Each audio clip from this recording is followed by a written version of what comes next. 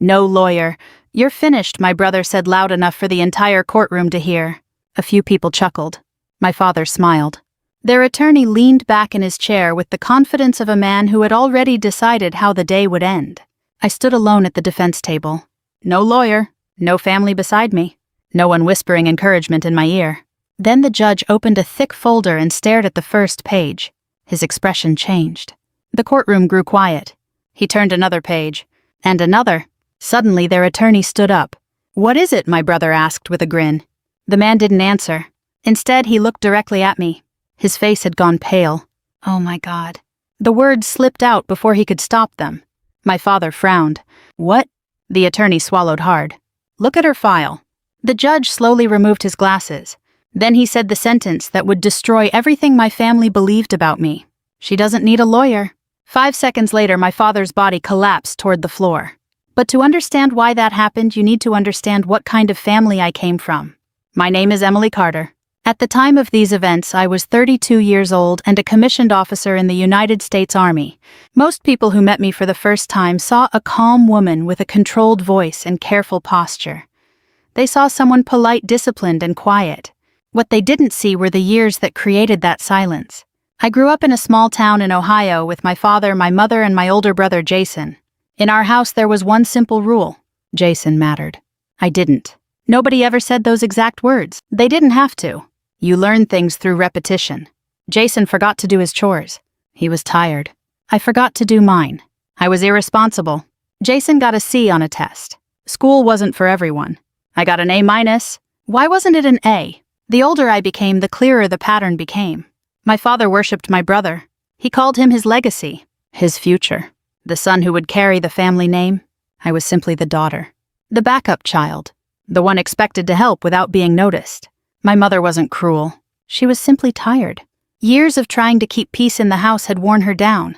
When my father criticized me, she would lower her eyes and say nothing. At 12 years old, I stopped expecting her to defend me. At 16, I stopped asking. The only person who ever truly saw me was my grandfather, Colonel William Carter, retired Army officer, Vietnam veteran, a man who rarely raised his voice because he never needed to. He had a way of looking at people that made them tell the truth. When I was 13, he found me sitting alone behind his garage after my father had spent 20 minutes explaining why my brother deserved a new truck, and I didn't deserve a scholarship celebration dinner. Grandpa sat beside me and handed me a bottle of root beer. Neither of us spoke for a while. Finally, he said, "You know why they're wrong about you?" I shrugged. He smiled. "Because they're measuring you with the wrong ruler." I never forgot that sentence. When I turned 18, I enlisted. My father hated the decision. "You're throwing your life away. You'll quit in 6 months. You don't belong in the military." I remember standing in the kitchen listening to him. Then I remember my grandfather quietly standing up from the table. "Funny," Grandpa said. "What? You said the same thing about me." The room became silent. That was the first time I ever saw my father lose an argument. The Army changed my life. Not because it was easy, because it wasn't. Basic training was brutal. The deployments were harder. The sacrifices were endless. But for the first time in my life, effort mattered. Results mattered. Discipline mattered. Nobody cared whether I was someone's daughter. Nobody cared whether my father approved of me. The uniform didn't care. The mission didn't care. And I loved that. Over the next decade, I built a career. Promotions came. Awards came. Responsibilities grew. My father barely acknowledged any of it. When I became an officer, he changed the subject. When I received commendations, he talked about Jason. When I bought my first house, he asked why I wasn't married. Jason, meanwhile, bounced between failed business ventures, failed investments, failed relationships. Each time he fell, my father rushed to rescue him. Money, excuses, second chances, third chances, 10th chances. The pattern never changed. Then my mother passed away after a sudden illness. That loss fractured whatever remained of our family. My father became more bitter. Jason became more entitled. And Grandpa became my anchor. I called him every Sunday. Sometimes we'd talk about military history. Sometimes baseball. Sometimes nothing important at all. Those conversations became precious, especially because I knew they wouldn't last forever. 3 years later, I got the call. Grandpa had suffered a stroke. By the time I arrived at the hospital, he was conscious but weak. I sat beside his bed for hours. At one point, he squeezed my hand. "Still carrying the family on your back." I laughed through tears. Trying. He smiled. Good. That was the last real conversation we ever had. 2 weeks later, he passed away. The funeral brought everyone together. At least physically. Emotionally, we were miles apart. Jason spent most of the service checking his phone. My father accepted condolences like a politician greeting voters.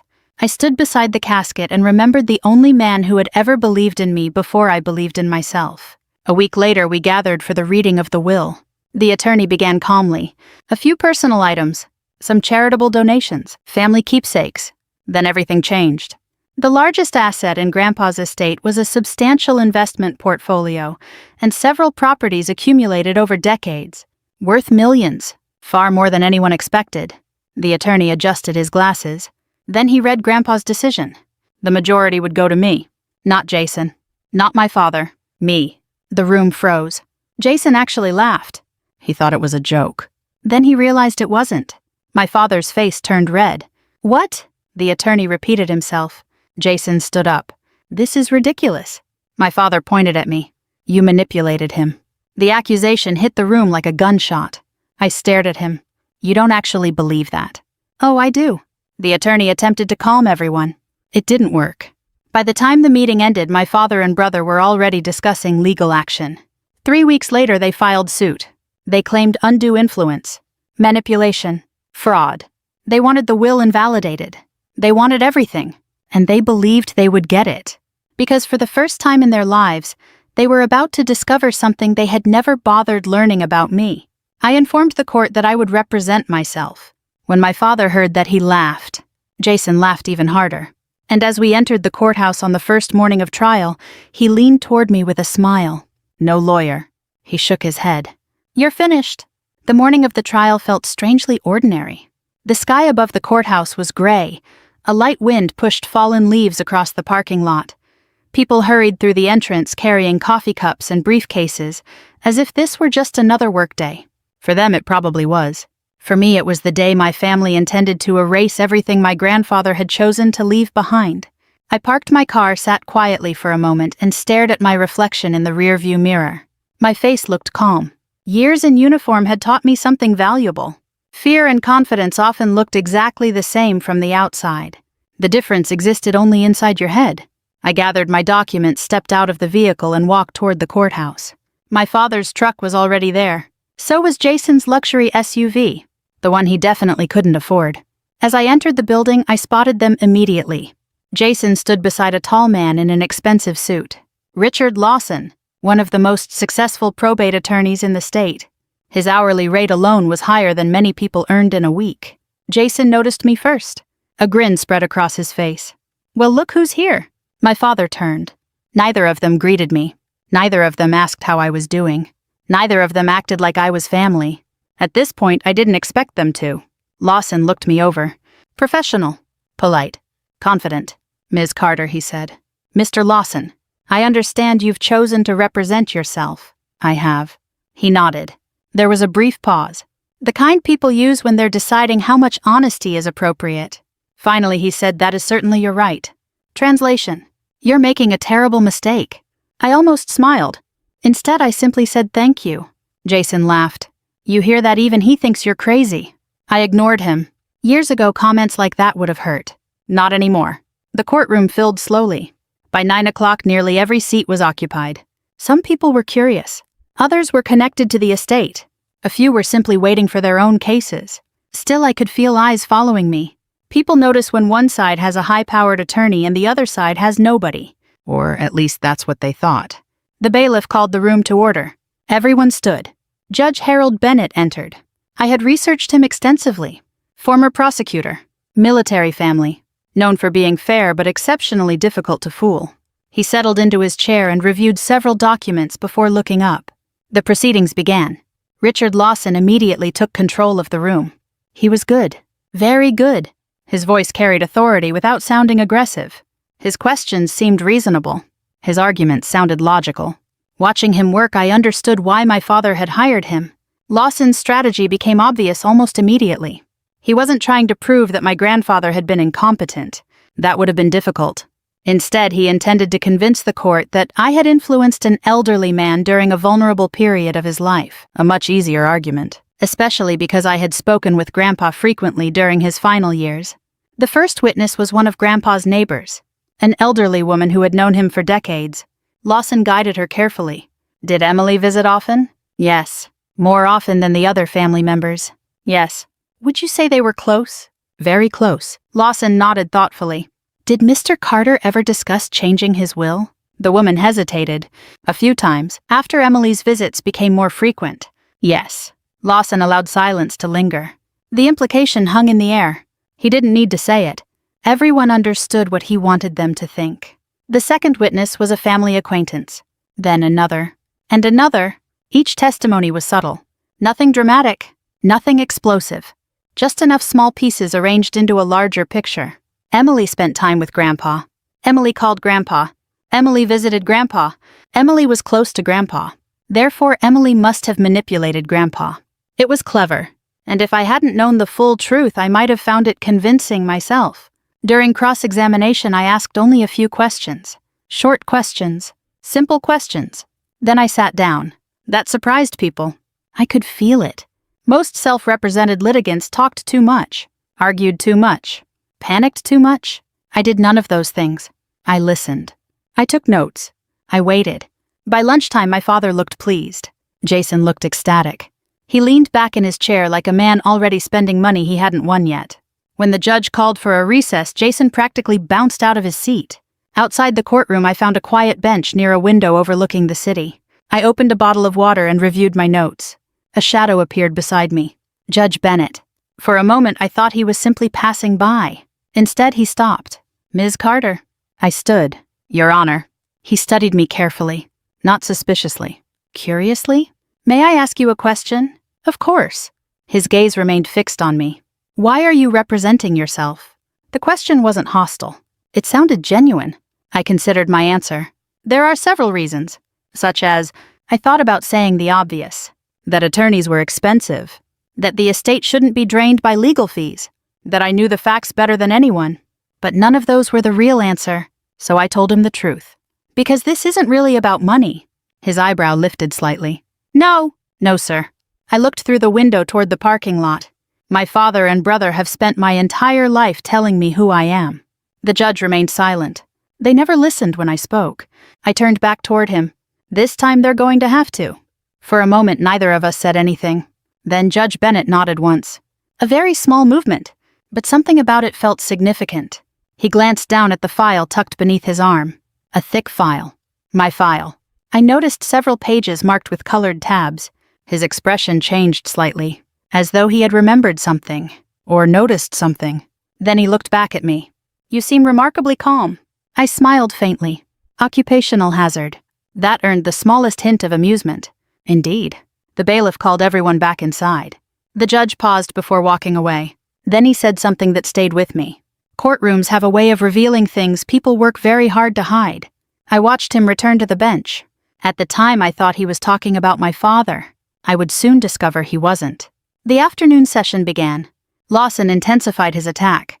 He introduced financial records, phone logs, travel records, every document designed to suggest influence, every exhibit carefully chosen. My father watched with satisfaction. Jason barely concealed his excitement. Finally, near the end of the day, Lawson delivered what he clearly considered his strongest argument. He approached the center of the courtroom. Ladies and gentlemen, he said, this case is not complicated. He turned toward me. An elderly man changed the distribution of a multi-million-dollar estate. Pause. The primary beneficiary was the family member who spent the most time with him. Another pause. And that beneficiary now sits alone at that table. His eyes moved deliberately across the room. No legal counsel. No professional representation. No independent verification of her claims. He spread his hands. The gesture practically screamed victory. Then he sat down. The courtroom fell silent. I looked across the room. Jason met my eyes.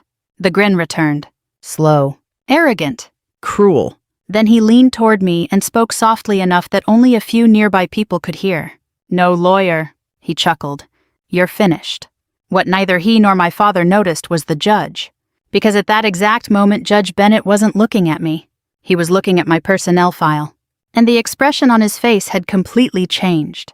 The next morning, I arrived at the courthouse 20 minutes early. Old habits die hard. In the army, being on time meant arriving before everyone else. Anything less was late. The hallway outside courtroom 3 was nearly empty. A janitor pushed a cart past the entrance. A clerk carried a stack of files toward another office. Everything felt calm, ordinary, almost peaceful. It was difficult to believe that within an hour my entire family would begin unraveling. I sat quietly at the defense table and organized my documents.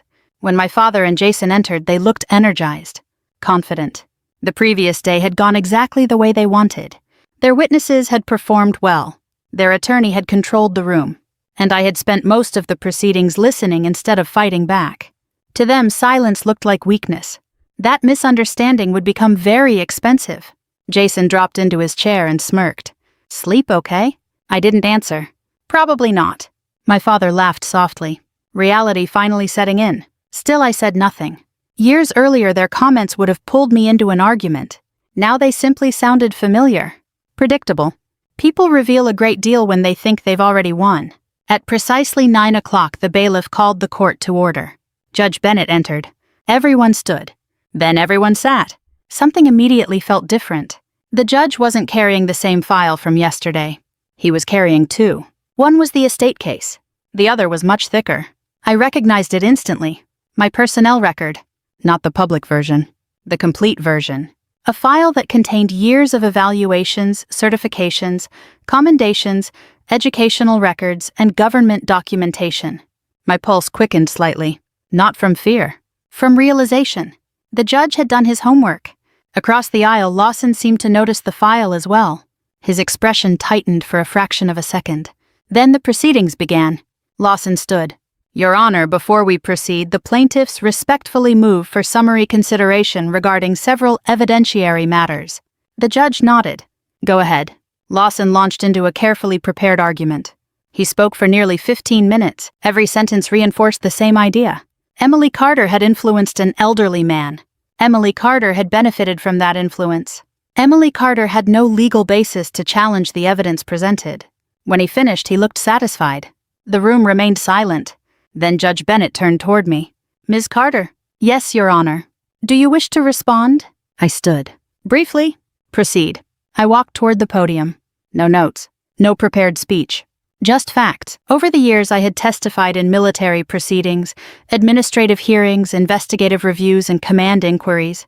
The setting was different. The pressure wasn't. For 10 minutes, I addressed each claim. Directly. Methodically.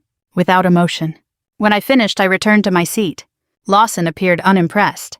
Jason looked amused. My father looked relieved. Then the judge began reviewing documents, one by one. The courtroom waited. 30 seconds passed. Then 60. Then 90. Finally, Judge Bennett removed his glasses. "Mr. Lawson." The attorney stood. "Yes, Your Honor." The judge tapped the thick personnel file. "What exactly is your position regarding Ms. Carter's ability to represent herself?" Lawson hesitated. The question seemed to surprise him. "My position?" "Yes." Lawson adjusted his jacket. "I believe self-representation places her at a significant disadvantage." The judge nodded slowly. "I see." Then he opened the file. The sound echoed through the quiet room. One page. Then another. Then another. His eyes moved steadily down the documents. Suddenly he looked toward the plaintiff's table. "She doesn't need a lawyer." The sentence landed like a hammer. Nobody moved. For a moment, I honestly thought people hadn't heard him. Then Jason blinked. "What?" My father frowned. Lawson stared at the judge. "Your Honor," Judge Bennett continued reading. "She possesses extensive legal training."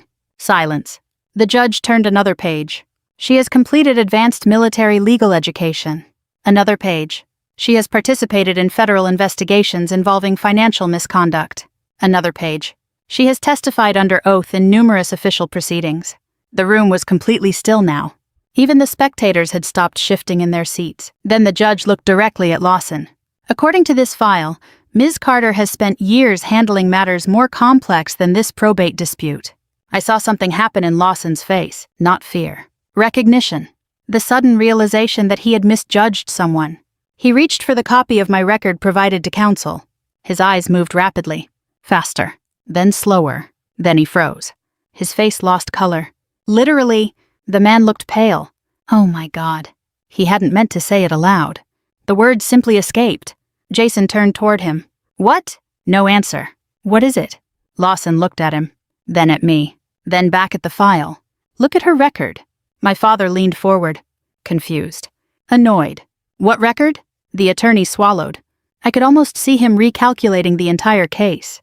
Every assumption, every strategy, every prediction, gone. Because for the first time he wasn't looking at me as someone's daughter. He was looking at my professional history. And it told a very different story. The judge continued. Counsel, I suggest you proceed with the understanding that Ms. Carter is fully capable of representing herself. Yes, Your Honor. The confidence was gone from Lawson's voice. Not entirely, but enough, Jason noticed. So did my father. And neither understood why. The proceedings resumed. This time, however, everything felt different. The illusion had cracked. The image my family had built of me over decades was beginning to collapse. The next witness took the stand. One of the neighbors who had testified the previous day. Lawson conducted direct examination. Then the judge turned to me. Cross-examination. I stood. The witness smiled nervously. I approached slowly. Mrs. Reynolds, you testified yesterday that my grandfather discussed changing his will after my visits became more frequent. Correct? Yes. You're certain? Yes. I nodded. Can you tell the court when those conversations occurred? She gave several approximate dates. I waited. Then I opened a folder. Mrs. Reynolds, do you know where I was on those dates? She hesitated. Number. I handed a document to the bailiff. Military travel orders. Official records. The judge reviewed them. Then Lawson reviewed them. Then the witness reviewed them. On every date she had mentioned I was deployed overseas. Thousands of miles away. The woman stared at the paper. Confused. Embarrassed.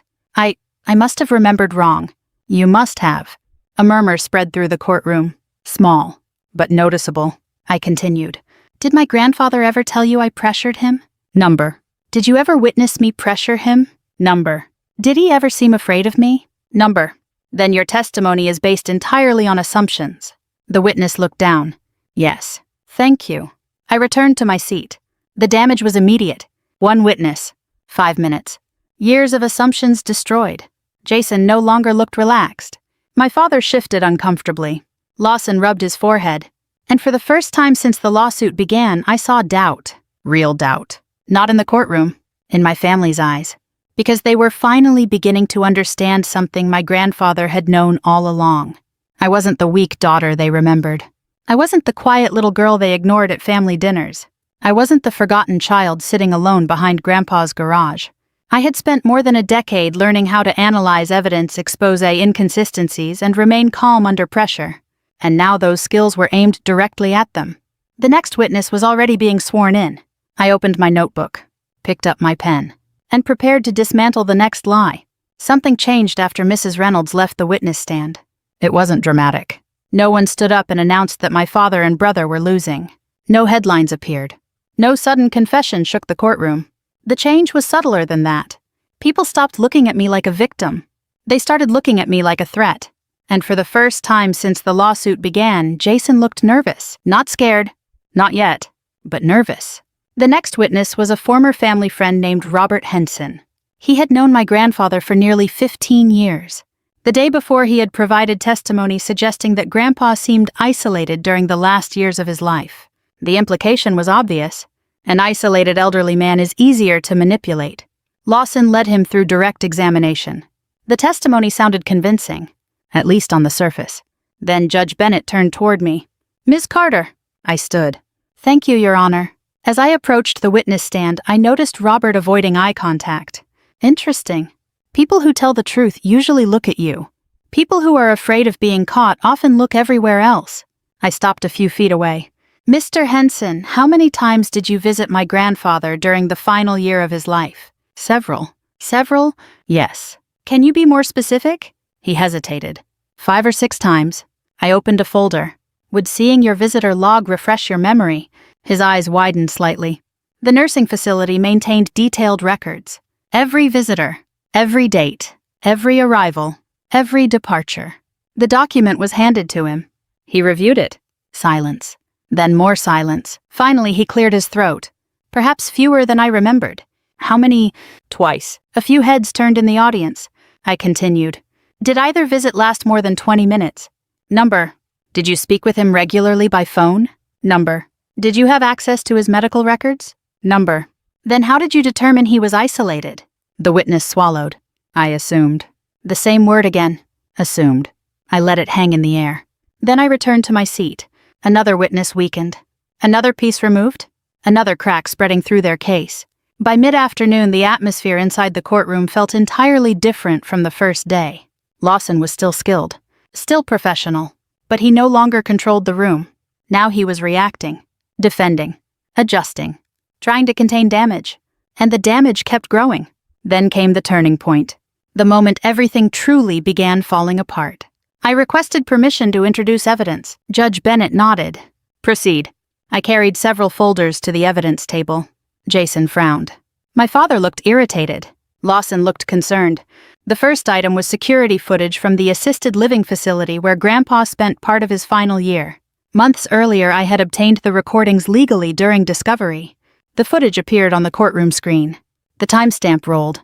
Grandpa walked through a hallway, slowly, but steadily. He greeted staff members, held conversations, read documents, signed paperwork, discussed financial matters, asked questions, corrected mistakes, made decisions. Nothing about him suggested confusion. Nothing suggested incompetence. Nothing suggested vulnerability. For nearly 20 minutes the footage played. The judge watched carefully. The spectators watched carefully. Most importantly, the witnesses watched carefully. The image being presented by my father's side was collapsing frame by frame. When the video ended, I stood.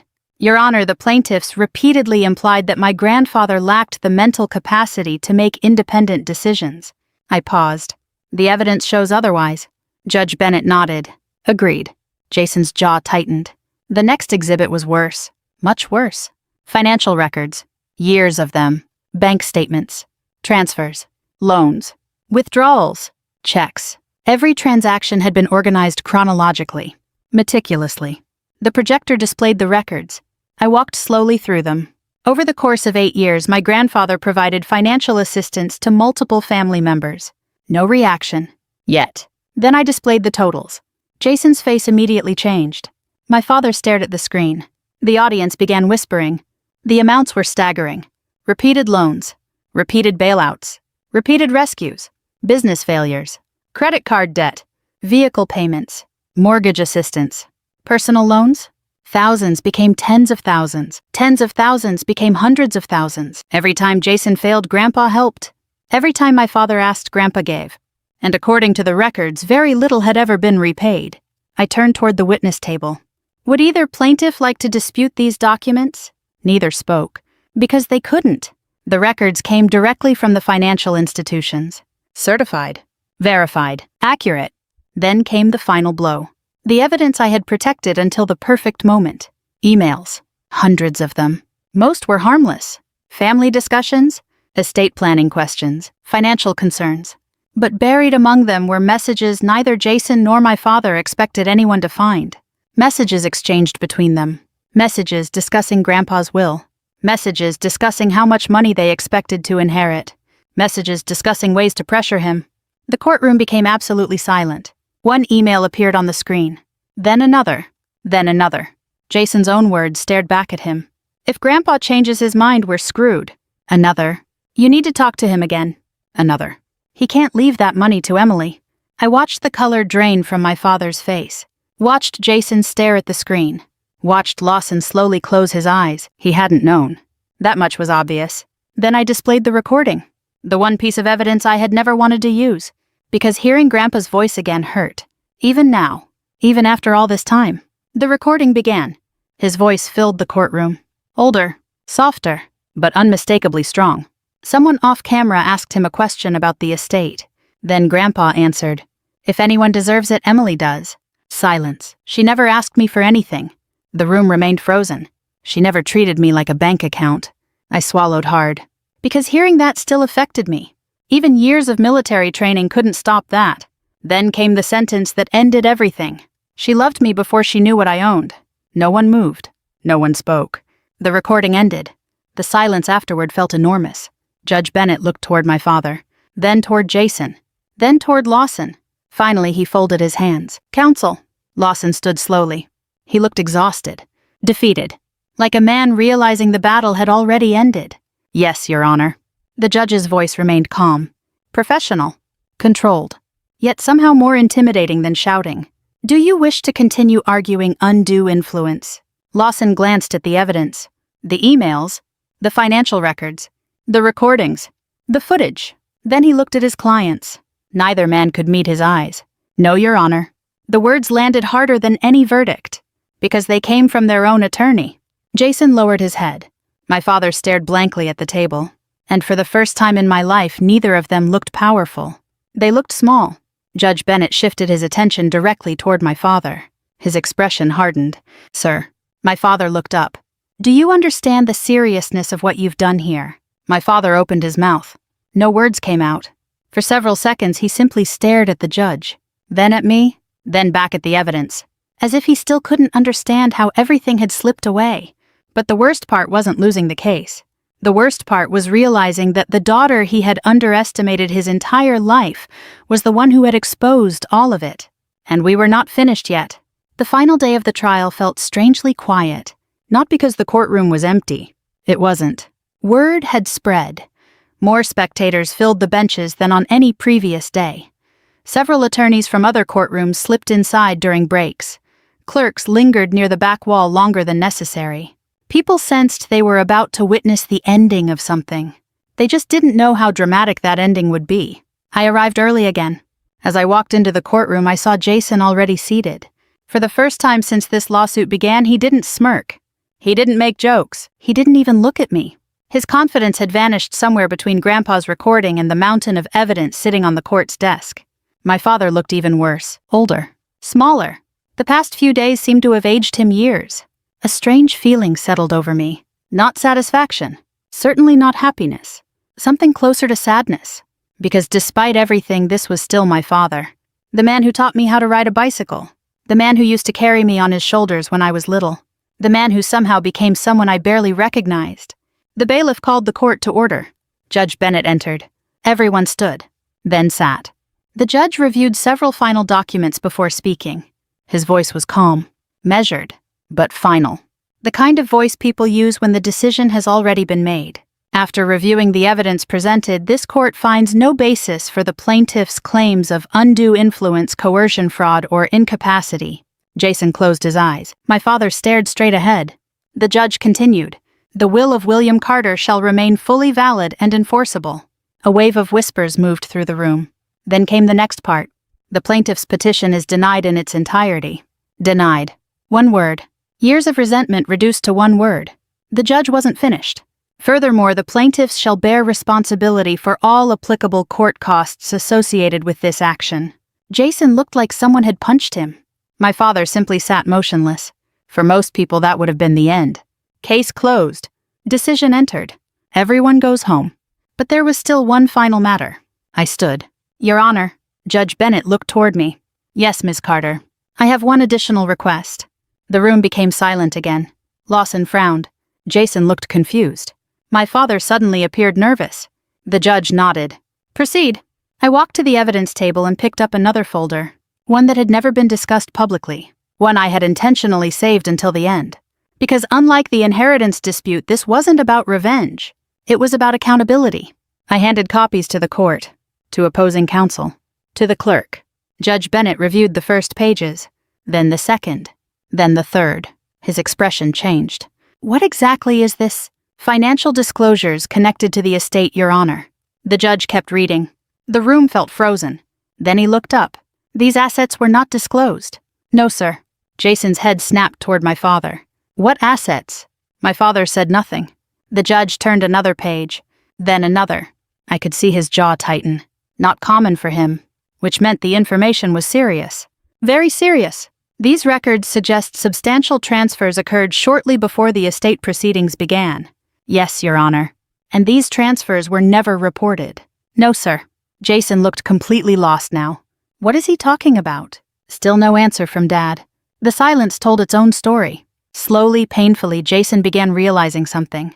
The hidden transactions. The missing disclosures. The unexplained withdrawals. His father had kept secrets from everyone, including him. The judge placed the documents on the bench. His gaze settled on my father. "Sir, do you wish to explain these records?" My father swallowed. For a moment I almost felt sorry for him. Almost. Then I remembered every year he spent teaching me that my value depended on his approval. Every accomplishment he ignored. Every success he minimized. Every moment he chose Jason over me. "Sir?" the judge asked again. My father's voice barely emerged. "I don't." The answer sounded weak. Hopeless. The judge nodded once. "I see." Then he addressed the clerk. "I want copies forwarded for further review." The words were careful. Professional. But everyone understood what they meant. Potential investigation. Potential consequences. Potential legal exposure. Jason stared at his father. "You knew about this?" No answer. "Dad." Nothing. The silence was devastating. Not because of what was said, because of what wasn't. For perhaps the first time in his life, Jason realized he wasn't the favored son anymore. He was simply another person standing beside a man who had made terrible choices. The hearing officially ended several minutes later. People began gathering their belongings. Conversation started. Chairs moved. Papers shuffled. Life resumed. But my father remained seated, motionless, staring downward. I gathered my documents slowly. There was no celebration, no triumphant speech, no dramatic victory pose. Real life rarely works that way. Victories often feel quieter than people imagine. I placed the final folder into my briefcase. Then I heard my name. Emily. I turned. My father stood several feet away. For a moment, neither of us spoke. The courtroom around us continued emptying. He looked exhausted. Not angry. Not defensive. Just tired. I never thought... His voice broke. He stopped. "Tried again. I never thought you'd become this." I looked at him carefully. The strange thing was that I wasn't angry anymore. Anger requires energy. Years earlier, I had run out of that. "You never really looked," I said softly. The words weren't cruel. They were simply true. His eyes lowered. Because he knew it was true too. The silence stretched between us. Then he whispered something I had waited my entire childhood to hear. I was wrong. 3 words. 30 years late. I wish I could tell you they fixed everything. They didn't. Some wounds heal. Others become scars. You learn to live with them. My father took a step toward me. Then another. Suddenly his hand moved to his chest. His face twisted. Confusion. Pain. Shock. Everything happened at once. "Dad," Jason shouted. My father stumbled. The color vanished from his face. Several people rushed forward. Someone called for medical assistance. The courtroom erupted into chaos. And then my father collapsed. Exactly like that. One moment standing. The next on the floor. Jason dropped beside him. "Dad, Dad!" Panic filled his voice. Real panic. Not the arrogance. Not the entitlement. Just fear. Raw fear. I stood frozen. Not because I hated him. Not because I wanted revenge. Because despite everything, seeing your father lying on the courtroom floor never feels normal. The paramedics arrived quickly. They worked fast. Professional. Focused. Within minutes, they transported him from the courthouse. The room slowly emptied afterward. Jason left with them. For once, he had nothing to say. Neither did I. An hour later, I walked outside alone. The afternoon sun hung low above the city skyline. The air felt lighter somehow. Not because I had won. Because something was finally over. For years, I had chased my father's approval. Worked harder. Achieved more. Sacrificed more. Believing that eventually he would see me.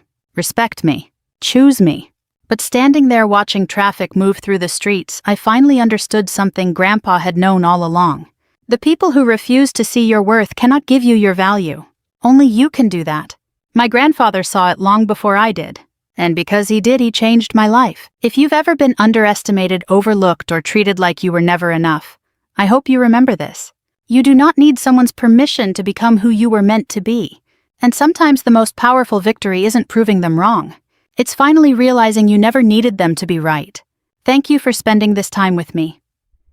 If this story touched you in any way, leave a comment and tell me where you're watching from. I'd love to hear your thoughts and your own experiences. And if you enjoy stories about resilience, family justice, and second chances, be sure to subscribe so you don't miss the next journey. We have many more stories to share together.